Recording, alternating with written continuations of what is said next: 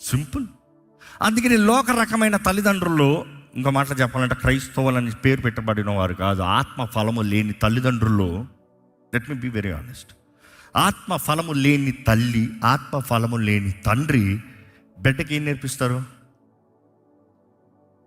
ఎందుకంటే అమ్మ బిడ్డ బాధపడతా ఉంటే ఊరుకోగలదా? ఇంపాసిబుల్. నిజంగా బాధ లేకపోయినా బిడ్డ బాధపడుతుంది అని చెప్పినంత మాత్రాన అమ్మ ఊరుకుంటుందా?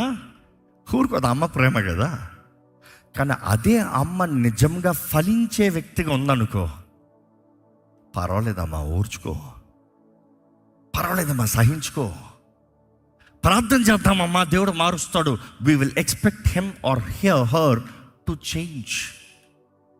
ప్రార్థన చేద్దాము, దేవుడు కార్యం జరిగించగలిగిన దేవుడు, నీ కుటుంబాన్ని దేవుడు కడతాడు, ఓర్చుకో అని చెప్పేది ఫలం కలిగిన తల్లి లేకపోతే తండ్రి. I'm saying vice versa. But అదే సమయంలో ఫలము లేని వ్యక్తులు ఎందుకు వచ్చాయి, వేరే చూసుకోదంతా, మళ్ళీ పెళ్లి చేసుకోదంతా, వద్దులే ఈ వివాహం వద్దులే కానీ చేద్దంతా, విడాకులు ఇచ్చేవి చా, సమాధానంగా బ్రతుకు నువ్వురా. నిజంగా సమాధానం బ్రతుకుతారా? జీవితం ముందుకు సాగిపోతుందా? అందుకని సర్వే తెలియజేస్తుంది, ఎప్పుడైతే ఒక వ్యక్తి విడాకులు తీసుకుంటున్నారో జీవితం తలకిందలైందంట. వివాహం చేసుకుంటానికి ముందే బెటరు, వివాహం చేసుకోకుండా ఉంటామే బెటరు, వివాహం చేసుకుని నాశనం చేసుకుంటాం కన్నా. అందుకని కమ్యూనిటీలో ఈ మధ్యకాలంలో సర్వే తీశారు, ఒక స్త్రీ, let's talk about what ever the technology are the culture, మనుషుడు బుద్ధే. ఒక స్త్రీ భర్త లేని స్థానంలో బిడ్డలు కలిగి కూడా భర్త లేని స్థానంలో ఒక స్త్రీ సమూహంలో కనబడితే షీఈ్ అన్ ఓపెన్ డోర్ అంట. సర్వే తెలియజేస్తుంది.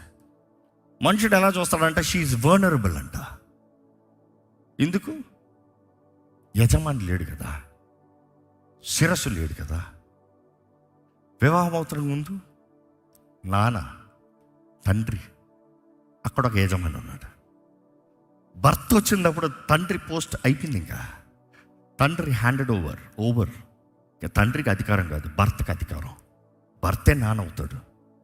నువ్వు అంగీకరించకపోయినా భర్తే నాన్న అవుతాడు. ఆ భర్త సర్వం అనేది అర్థం చేసుకోవాలి.